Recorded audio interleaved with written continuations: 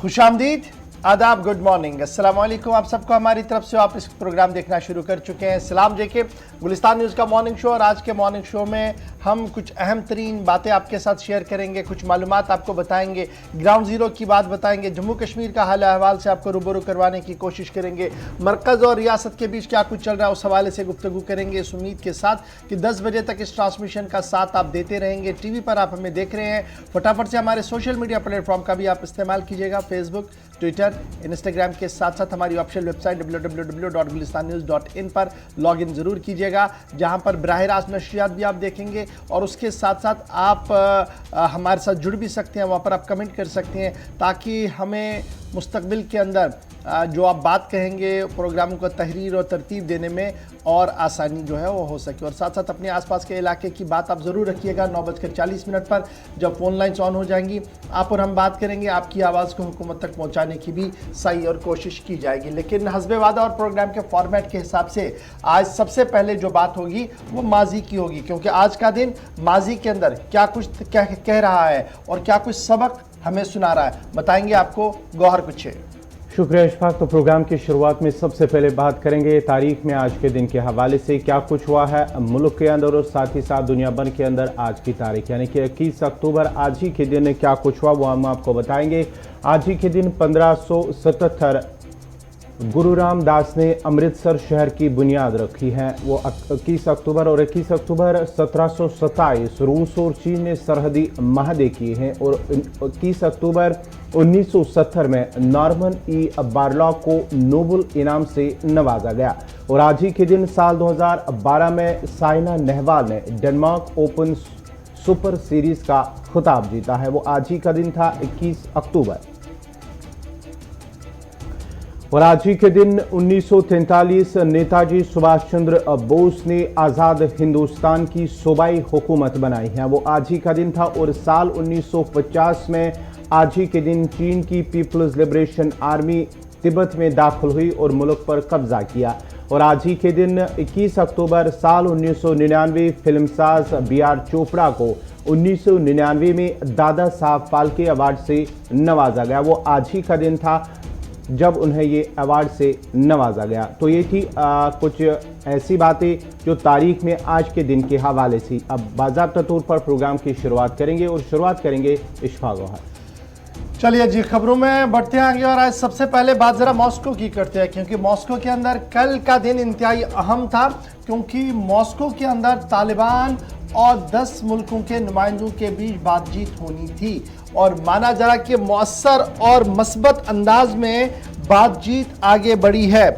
और ये बातचीत आने वाले दिनों में कुछ अहम संग-मील भी तय कर सकती है। इस तरीके की बातें जो है वो सामने आ रही है। और लगातार इस बातचीत के हवाले से जो बात सबसे बड़ी सामने आ रही है वो ये भी आ रही है कि भारत के वफ़द जिसकी सरबराही JP सिंह जो जॉइंट सेक्रेटरी बराए पाकिस्तान, अफगानिस्तान, ईरान है, वजारत खारजा के अंदर, मिनिस्ट्री फॉर एक्सटर्नल अफेयर्स के अंदर, उन्होंने बाज़ाब्ता तौर पर तालिबान के वफ़द के साथ मीटिंग की है। अगरचे सरकारी तौर पर यानी दिल्ली से इस मीटिंग के बारे में कोई भी बात नहीं कही गई है, ताहम ज़बीउल्लाह मुजाहिद जो तालिबान के इंफॉर्मेशन ब्रॉडकास्टिंग मिनिस्टर हैं, उन्होंने इस मीटिंग की बाज़ाब्ता तौर पर तस्दीक की है और उन्होंने अपने ट्विटर पर बाज़ाब्ता तौर पर इस बात की जानकारी दी है कि इलाहिदा तौर पर तालिबानी वफ़द के साथ भारत के वफ़द ने मुलाकात की है।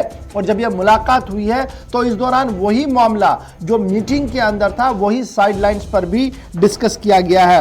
एक तरफ से यह मीटिंग हुई और दूसरी तरफ से जो बड़ी खबर सामने आ रही है कि 10 मुल्कों ने जो एलानिया जारी किया, जो जॉइंट स्टेटमेंट जारी किया है, उसमें जो नई रियलिटी है, new reality of Taliban in power in Afghanistan quote unquote, इसको कहीं ना कहीं एक्सेप्ट किया है। ये एक डेवलपमेंट है इस अफगान रियलिटी को लेकर और ये एक डेवलपमेंट है मॉस्को टॉक्स को लेकर जो कल पूरे दिन चली है। 10 मुल्कों ने जो साइन किया है उसमें उन्होंने कहीं ना कहीं जो नया रिजीम तालिबान का अफगानिस्तान के अंदर है उसको मॉस्को फॉर्मेट के तहत माना भी है, लेकिन ये भी साथ साथ कहा है कि जनाब इस मुल्क पर अब कई जिम्मेदारियां आयद हैं और मुल्क के जिम्मेदारों पर यह जिम्मेदारी आयद है कि वो मुल्क की ज़मीन को यानी अफगानिस्तान की सरजमीन को दहशतगर्दों के हाथ में ना दें, किसी भी तरीके से किसी मुल्क को डिस्टेबलाइज करने की वहां से कोशिश ना की जाए, इक्तिसादी मामलात पर एक दूसरे का ताउन करे और बाहमी इश्तराक से आगे बढ़ने की कोशिश करे। यह बात जो है वो कही गई। अब इन 10 मुल्कों के अंदर रिप्रेजेंटेटिव्स जो थे वो कौन कौन था?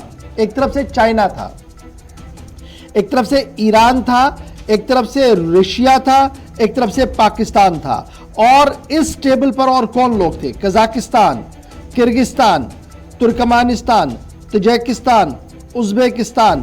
भारत भी उस 10 मुल्कों के सिग्नेटरी में शामिल है जिन्होंने इस मुआहिदे पर कल कहीं ना कहीं दस्तखत किए हैं और यह माना है कि ये जो नई रियलिटी है, न्यू रियलिटी इन अफगान, उसको कहीं ना कहीं रिकॉग्नाइज करने की कोशिश की गई। अगर जो ऑफिशियली ये रिकॉग्नाइजेशन नहीं है, लेकिन आगे बढ़ने के लिए एक राह है कि किस तरीके से एक दूसरे के खदशात और सवालात को समझकर आगे बढ़ा जा सकता है। इस पर मजीद बात करेंगे जी।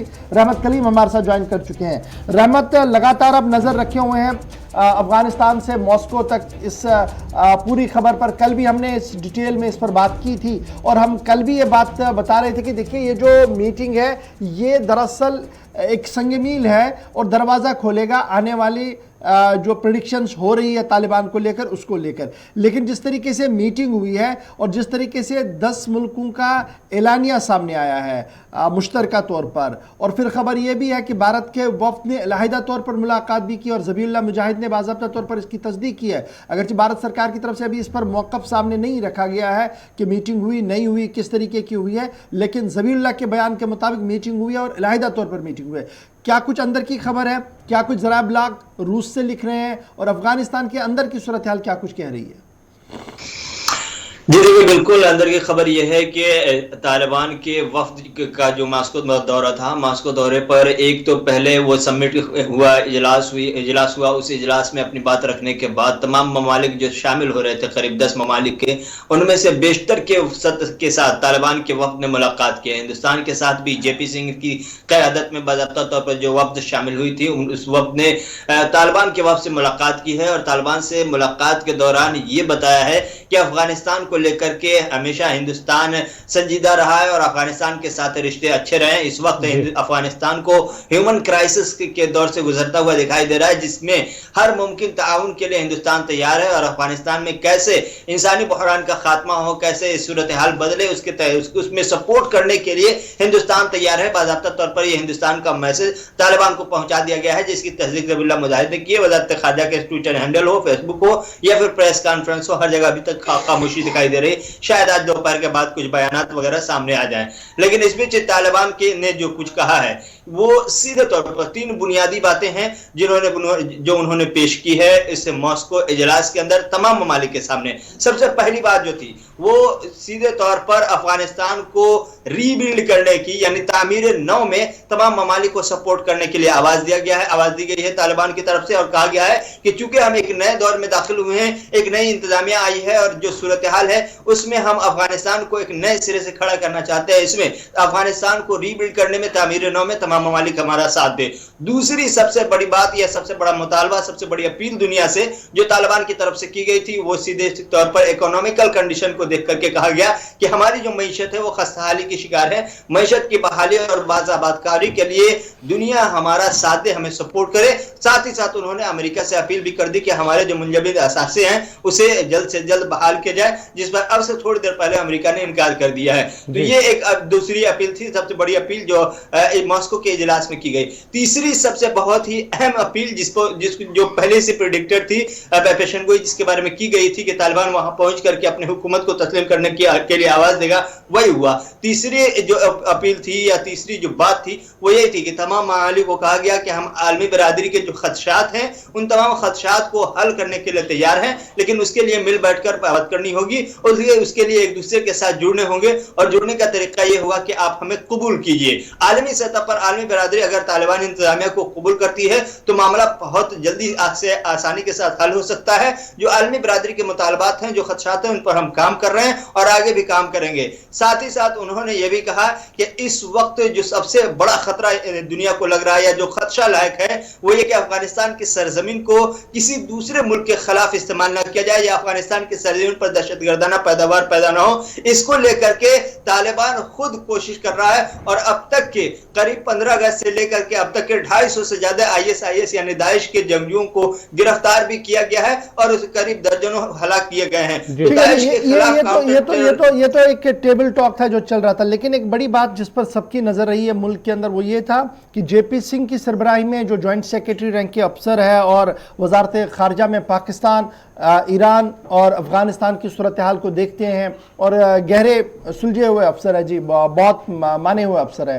उन्होंने कल अब्दुल सलाम हनफी जो डिप्टी प्राइम मिनिस्टर है अफगानिस्तान के साथ, उनके साथ मुलाकात की। अगरचे वज़ारत खारजा ने इस पर कोई बात नहीं कही है। क्या ज़बीहुल्लाह मुजाहिद की तरफ से कोई और ट्वीट इस पर किया गया कि क्या कुछ बातचीत हुई है, किस सिमत में बातचीत हुई और भारत का क्या कुछ मौक़िफ़ इस पर है? कुछ बात अफगानिस्तान की तरफ से सामने रखी गई?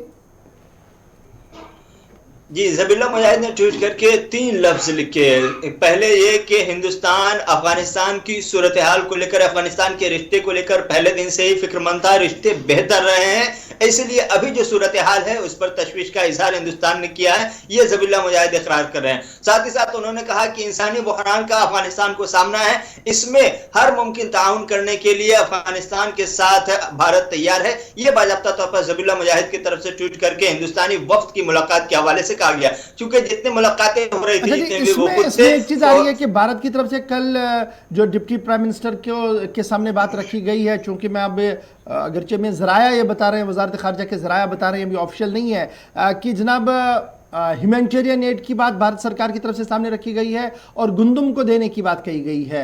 एक कंसाइनमेंट जी अफगानिस्तान के लिए भेजी जाएगी कि खुराक की जो किल्लत इस वक्त अफगानिस्तान के अंदर है वो एक बहुत बड़ा मसला है और यूनाइटेड नेशन ने भी इस पर तवज्जो मरकूज कराने की बात गुज़श्ता दिनों कही थी। तो यहाँ पर ये जो पेशकश भारत सरकार की तरफ से की गई है, इसे कितना मुअस्सर और बर वक्त माना जाए? जी, जाहिर सी बात है बहुत ही मुअस्सर माना जाएगा, क्योंकि इस वक्त जो सबसे बड़ी दिक्कत अफगानिस्तान के साथ है, तालिबान के साथ है, वो अपने कदमों पर खड़ा होना और साथ ही साथ रीबिल्ड का जो एजेंडा उन्होंने सामने रखा है, ये जो ह्यूमैनिटेरियन एड की बातें सामने आ रही है, इंसानी बहरान का जो सामना है अफगानिस्तान को, उसमें इंसानी बहरान से निकलने के लिए तमाम किस्म की इमदाद की जरूरत है अफगानिस्तान को, चाहे वो गंदम खुराक, गजाई किल्लत का सामना है, इसलिए गजाई सतह पर जो कुछ इमदाद की जा सकती है। जो हमें ज़राए से खबर मिल रही है वो ये कि आने वाले दिनों में वजारत खारजा में इस बात पर भी बहस चल रही है कि किस तरह से हम अफगानिस्तान को वैक्सीन मैत्री का जो हमारा प्रोग्राम है, जिसके तहत हम दुनिया भर में वैक्सीन बांट रहे हैं, क्या अफगानिस्तान को वैक्सीन देने का प्लान बन सकता है? इस पर भी वजारत खारजा में गौर फिक्र शुरू हो गई है, क्योंकि आज के गुज़श्ता रोज जो मीटिंग हुई थी तालिबान के वक्त के साथ हिंदुस्तान के वक्त की, उस मीटिंग का फॉलोअप ये रहा, उसमें जो तस्वीरें देखने को मिली, जो माहौल देखने को मिला, उस माहौल के नतीजे में वजारत खारजा में ये बात गर्म हुई है, बहस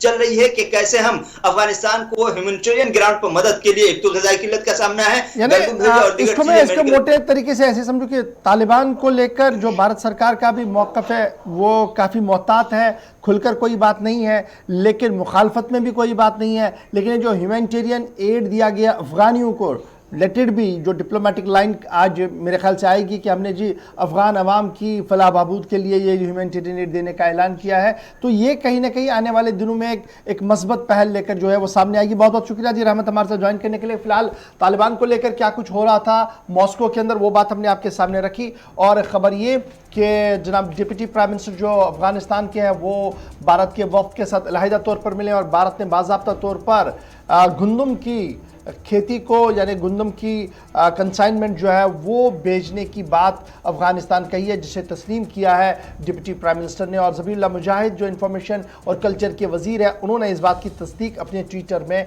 कहीं ना कहीं की, और वज़ारत खारजा के ज़रा भी हमें इस तरीके की बात जो है वो सुबह बता चुके हैं। बढ़ते हैं जी आगे। बात जब अफगानिस्तान की हो रही है तो आपको एक और बात भी बताते चलिए। अफगानिस्तान के अंदर एक और बड़ा सानिया भी हुआ है और खेल शायकीन के लिए अफगानिस्तान से बुरी खबर। जी हाँ, जहाँ हम अफगानिस्तान के हवाले से बात कर रहे हैं, मुज़ाकरात वहाँ पर हालात ठीक हो, वहीं दूसरी तरफ से अफगान में खेल शायकीन के लिए एक बुरी खबर है। खातून खिलाड़ी का सरतन से अलग कर दिया गया है। ये मुबैना तौर पर जो वॉलीबॉल टीम के कोच है उनकी जानिब से कहा गया है कि तालिबान की जानिब से खिलाड़ी का सर जो है वो तन से अलग कर दिया गया है। वॉलीबॉल खिलाड़ी के कोच ने दुनिया भर के सामने कुछ शवाहिद भी रखे हैं और इस सिलसिले में जो अफगानिस्तान के अंदर स्कूलों के अंदर खवातीन की लड़कियों की तालीम के साथ साथ खेल पर भी पाबंदियां आयद लगातार जारी हैं। इस सिलसिले में अफगानिस्तान पर अगरचे तालिबान हुकूमत पर जोर डाला जा रहा है कि वो वहाँ पर हालात ठीक करे, लेकिन दूसरी तरफ से इस तरह के वाक़ात पेश होने से दुनिया भर के अंदर एक बार फिर तालिबान हुकूमत पर सवाल उठ रहे हैं। महजबीन हकीम ये Afghanistan junior women national volleyball खिलाड़ी थी और गुज़श्ता यानी अफगानिस्तान के टेक ओवर के बाद जाने तालिबान ने जब टेक ओवर किया उससे पहले कई मुल्की सतह पर और बैनुल-अक़वामी सतह पर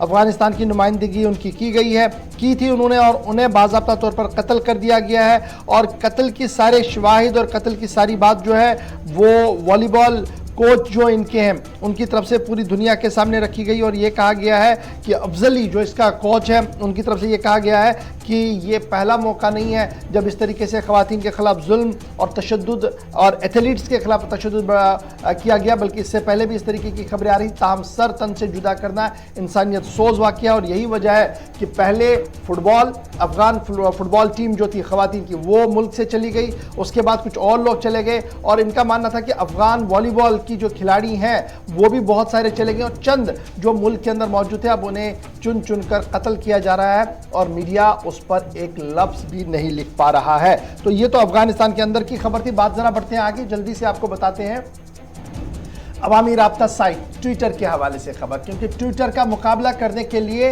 डोनाल्ड ट्रंप मैदान में आए हैं और डोनाल्ड ट्रंप का मानना है कि ट्विटर का जिस तरीके से बेतहाशा इस्तेमाल अफगानिस्तान के अंदर तालिबान और तालिबान के हिमायती पूरी दुनिया के अंदर कर रहे हैं और जिस तरीके से मौजूदा अमेरिका इंतज़ामिया यानी जो बाइडेन इंतज़ामिया खामोशी के साथ तमाशा देख रही है, ट्रंप इस पर खामोश नहीं बैठेंगे, बल्कि ट्रंप अब अपना सोशल मीडिया प्लेटफॉर्म लॉन्च करने जा रहे हैं और ट्विटर का मुकाबला करने के लिए बहुत जल्द ट्रुथ सोशल के नाम से जो है एक नया प्लेटफॉर्म सामने लाया जाएगा और ये Trump media and technology group TMTG की तरफ से लॉन्च किया जाएगा। कल एक बयान जारी किया गया TMTG की तरफ से जिसमें कहा गया कि ट्रुथ सोशल मीडिया जो है वो क्रिएट किया गया है और बहुत जल्द ये पूरी दुनिया के अंदर जो है वो अवेलेबल होगा और ये मुकाबला करेगा जी उस सोशल मीडिया प्लेटफॉर्म का जिससे ट्रंप को भी रोका गया था। यानी ट्रंप को अंदर अंदर तो ये बात खली होगी कि चुनाव के दौरान कभी उसके अकाउंट को सस्पेंड किया गया, कभी फेसबुक ने कार्रवाई की और अब उसका मुकाबला करने के लिए एक और राब्ता साइट जो है वो डोनाल्ड ट्रंप लाने जा रहे हैं और उसका नाम जो है वो ट्रुथ सोशल रखा गया है और कहा गया कि यहाँ से मुकाबला किया जाएगा उस आवाज़ का, उस सोच का जो दुनिया भर के अंदर इंतहा पसंदी और दहशतगर्दी को परवान चढ़ा रही है। तो डोनाल्ड ट्रंप एक नए महाज के साथ दुनिया भर के अंदर आना चाहते हैं और इस बार सीधे से मुकाबला उन्होंने अवामी राब्ता साइट्स को दे दिया है। चलिए, तो ये थी ट्रंप के हवाले से खबर। बढ़ते हैं आगे, बात करेंगे अब महंगाई की और महंगाई में भारत और पाकिस्तान के हवाले से कौन से स्थान पर भारत है और कौन से पायदान पर भारत है, इस पर बात करेंगे। अगरचे एक मारूफ बैनुल-अक़वामी जरीदे की जानिब से 43 ममालिक में महंगाई के आदाद शुमार जारी किए गए, उसमें पाकिस्तान चौथा महंगा तरीन मुल्क बन गया है जिसमें सबसे ज़्यादा महंगाई है। और भारत में अगर बात करेंगे तो भारत में महंगाई की शरह 4.3% है और भारत का नंबर 16वां इसमें आ रहा है। महंगाई के एतबार से पाकिस्तान के 43 ममालिक में चौथे नंबर पर है पाकिस्तान और गुज़श्ता कई माह से महंगाई की शरह 9% रही है पाकिस्तान के अंदर, जिसकी वजह से लोग भी अब कहीं ना कहीं सरकार के खिलाफ है। जनावाला ये बैनुल-अक़वामी जरीदा है द इकोनॉमिस्ट, जिन्होंने तकरीबन 40 से ज़्यादा मुल्कों में महंगाई के अदाद शुमार जमा किया और उसके बाद बाज़ाब्ता तौर पर एक फ़हरिस्त उन्होंने जारी की है। द इकोनॉमिस्ट की रिपोर्ट के मुताबिक महंगाई के अदाद शुमार पाकिस्तान दुनिया में जो चौथे नंबर पर है। पाकिस्तान दुनिया में महंगा तरीन मुल्क, यानी फर्स्ट टॉप 5 की अगर लिस्ट करें तो चौथे नंबर पर पाकिस्तान है। और पाकिस्तान में गुज़श्ता माह महंगाई की शरह 9% रह चुकी है। और रिपोर्ट के मुताबिक भारत में महंगाई की शरह 4.3% है और भारत का नंबर 16वां बताया गया है, 16th नंबर है जी। दुनिया में सबसे ज़्यादा महंगाई जनूबी अमेरिका के मुल्क अर्जेंटीना में है, जहां महंगाई की शरह 51.4% बताई गई है। रिपोर्ट के मुताबिक महंगाई के एतबार से तुर्की दूसरे नंबर पर है, जहां महंगाई की शरह 19.6% है। ब्राज़ील 10.2% शरह के साथ तीसरे नंबर पर है, यानी पहले नंबर पर जनूबी अमेरिका का मुल्क अर्जेंटीना है, जहां पर 51.4% महंगाई का एदाद शुमार बताया गया है। उसके बाद तुर्की दूसरे नंबर पर है, जहां पर महंगाई की शरह 19.6% बताई गई है। ब्राज़ील में 10.2% के साथ तीसरे पायदान पर रखा गया है और चौथे पायदान पर पाकिस्तान का नाम आया है। और द इकोनॉमिक्स की रिपोर्ट के मुताबिक जापान में महंगाई की शरह मनफी 0.4% बताई गई है, 0 माइनस।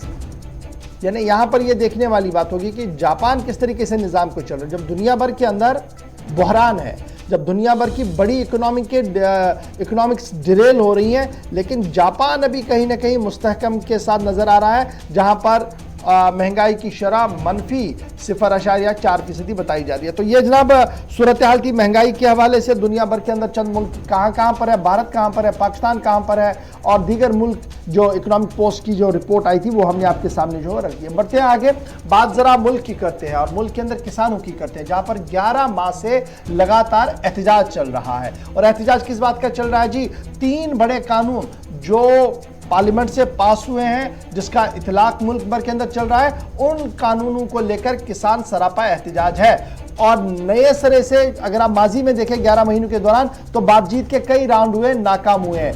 मुस्तकबिल में कोई बातचीत होगी इसका कोई इम्कान अभी नजर नहीं आ रहा है। लेकिन बड़ी बात जो इसमें आ रही है वो ये आ रही है कि दर पर द मुज़ाकरात का सिलसिला लगातार जारी है। यानी एक तरफ से टेबल टॉक फेल हुई है, लेकिन बैक चैनल डिप्लोमेसी और बैक चैनल टॉक्स किसानों के साथ चल रहे हैं और इसकी तस्दीक कई किसान नेताओं की तरफ से भी की गई है। ताहम कैप्टन अमरिंदर ने नई जान फूंकी है। कैप्टन अमरिंदर का मानना है कि वो किसानों के मसाइल को लेकर मुज़ाकरात के पेशकश को आगे बढ़ा सकते हैं और वो सालसी का किरदार अदा करेंगे। अगरचे किसान नेताओं ने कहा कि सालसी के किरदार पर, कैप्टन अमरिंदर के सालसी के किरदार पर उन्हें कोई शक नहीं है, वो कर सकते हैं। अगरचे वो अलहदा पार्टी भी बनाए, लेकिन पार्टियां उनका अपना मौक़िफ़ होगा, किसान का अपना मौक़िफ़ है। इसलिए अगर कैप्टन अमरिंदर सरकार और किसानों के बीच कोई तालमेल बिठा सकता है और किसानों के जायज़ मुतालबात को मनवा सकता है तो इसमें कोई कबाहत नहीं होगी। जोगिंदर सिंह जो BUK के सदर है एक फैक्शन के, उन्होंने कहा कि जनाब इनफॉर्मल कन्वर्सेशन जो है वो सरकार के साथ चल रही है, ट्रैक टू डिप्लोमेसी जो मैं बता रहा था, इन्होंने इस बात की तस्दीक की है। मनजीत सिंह रॉय जो सदर है डोबा किसान यूनियन के, उनका मानना है कि देखिए फॉर्मर CM पंजाब के, उन्होंने पॉलिटिकल पार्टी बनानी है, वो अपनी जगह है, लेकिन अगर वो किसानों के मामले पर सामने आकर कोई बात कर रहे हैं तो किसान उनकी बात को भी सुनेंगे। लेकिन दरपर्दा मुज़ाकरात के बीच वज़ारत ज़राअत और वज़ीर ज़राअत क्या कुछ कह रहे हैं, तो तोमर साहब का बयान सामने आया जी, और उन्होंने कहा कि एग्रीकल्चर मिनिस्ट्री की ज़राया जो बात बता रहे हैं वो ये है कि बैक चैनल नेगोशिएशन कहीं पर नहीं हो रही है जी, ओपन नेगोशिएशन हुई थी और किसानों को जो सरकार ने कहना था वो कह दिया है। मामला बॉल किसानों के कोर्ट में है, इसलिए दरपर्दा मुज़ाकरात की कोई बात नहीं। लेकिन किसान नेता लगातार कह रहे हैं कि दरपर्दा मुज़ाकरातें जो हो रही हैं, बात चल रही है आगे, लेट अस सी कहां पर क्या कुछ होगा। लेकिन इस बीच नया मामला कैप्टन अमरिंदर का सामने आया, जिन्होंने कहा कि अपनी पार्टी तो बनाएंगे, वो तो अलग मामला था उनका, लेकिन किसानों के मामले पर वो मुज़ाकरात के लिए तैयार है और सरकार और जो एहतजाजी किसान है उनके बीच एक तालमेल बिठाने की कोशिश करेंगे। तो ये तो था जनाब किसानों का मामला। अब बढ़ते हैं आगे। जल्दी से आपको मैं एक और खबर बताऊंगा और उसके बाद आपको कोविड की कहानी बताएंगे गौहर कुछे। लेकिन उससे पहले आपको बताते चले कि आरएसएस बीजेपी का कोऑर्डिनेशन कमेटी का इजलास था, उसमें क्या कुछ हुआ है, यानी आरएसएस के 2 रोजा इजलास के अंदर की कहानी क्या कुछ है। क्योंकि माना गया कि कई मामलों पर बात हुई है, कई मामले ज़ेर बहस लाए गए हैं, लेकिन आज जिसकी ओर तवज्जो हम आपकी मबजूर करवाएंगे और जो ज़राए से हमारे पास खबर है वो ये है कि national education policy, school curriculum जो है वो की डिस्कशन रहा जी आरएसएस कॉन्क्लेव के अंदर, जो 2 दिन के दौरान चला है। शिक्षा समूह जो आरएसएस की तरफ से शुरू किया गया था, उसमें मरकजी वजीर तालीम धर्मेंद्र प्रधान और आरएसएस संघ से वाबस्ता कई लोगों ने यहां पर बैठक की है, मीटिंग की है। उसमें क्या कुछ हुआ है, 2-3 चीजें हमारे हाथ लगी हैं, वो हम आपको बताते हैं। इशू जो सेटअप किया गया जी, उसमें यह कहा गया कि नेशनल रिसर्च फाउंडेशन, इस पर डिस्कशन हुआ है और यह कहा गया कि नेशनल एजुकेशन पॉलिसी जब नोटिफिकेशन पूरी तरह से हो तो एक एपेक्स बॉडी जो फंडिंग रिसर्च एरिया के अंदर हो, साइंस एंड ह्यूमैनिटेरियन के लिए हो, इसके लिए अलहदा तौर पर यह जी बॉडी बनाई जाए। एक तो यह कहा गया है। साल 2021-22 के लिए आपको याद होगा कि मरकज ने 50,000 करोड़ रुपया इस प्रपोजल के लिए जो है वो रखा हुआ था, तो 5 साल के दौरान ये खर्च करना, तो उसके लिए कहा गया कि बाज़ाब्ता तौर पर जनाब एक एपेक्स बॉडी बनाई जाए जो साइंस एंड ह्यूमैनिटेरियन ग्राउंड्स के अंदर जो काम कर रहे हैं वहाँ पर देखा जाए। दूसरी बात जो कही गई है कि हायर एजुकेशन कमीशन बनाया जाए, हायर एजुकेशन कमीशन बनाया जाए, ये तजवीज़ सामने रखी गई है। और ये क्या गया कि अगर ये बनता है तो ये जनाब एज्यूम कीजिएगा ये जो all India council for technical education, university grants commission है, इनको एबॉलिश करके एक ही कमीशन बनाइए, सब चीज़ एक ही जगह चलेंगे तो ये बेहतर चलेगा। फिलहाल अगरचे धर्मेंद्र प्रधान की तरफ से कोई बड़ी बात इसमें सामने नहीं रखी गई है, लेकिन ज़रूर एजुकेशन पॉलिसी, आने वाले मुश्किलात और किस तरीके से निज़ाम तालीम को आगे बढ़ाना है, इस पर जो है वो ज़रूर गुफ्तगू जो है की गई है। एक तरफ से ये इजलास हुआ, दूसरी तरफ से कांग्रेस ने इसका रिएक्ट किया है। कांग्रेस का मानना है कि माजी, हाल और मुस्तकबिल को तबाह करने की कोशिशें संघ और बीजेपी की तरफ से की जा रही है। ये कांग्रेस का बड़ा इल्जाम सामने आया है। कहा गया कि जिस तरीके से तारीखी शवाहिद और तवारीख की बातों को मस्क करके पेश करने की कोशिश की जा रही है, दरअसल ये उसकी एक सही है, उसकी एक कोशिश है। और मुस्तकबिल के अंदर जो नौजवान पढ़ेंगे तो उन्हें कहानी के कुछ और अवराक मिलेंगे जो शायद हकीकत से बईद होंगे। कांग्रेस का अपना तर्ज, अपनी बात अपनी जगह है, लेकिन खबर हमने आपको बता दी कि क्या कुछ जहां पर चला है। बढ़ते आगे, गौहर कुछ आपको बताएंगे कि आज एक और रिकॉर्ड बनने जा रहा है और वो रिकॉर्ड क्या कुछ है बताएंगे डिटेल के साथ आपको गौहर कुछ। जी हम बात करेंगे मुल्क के अंदर कोविड मुखालिफ टीकाकारी के हवाले से। आज एक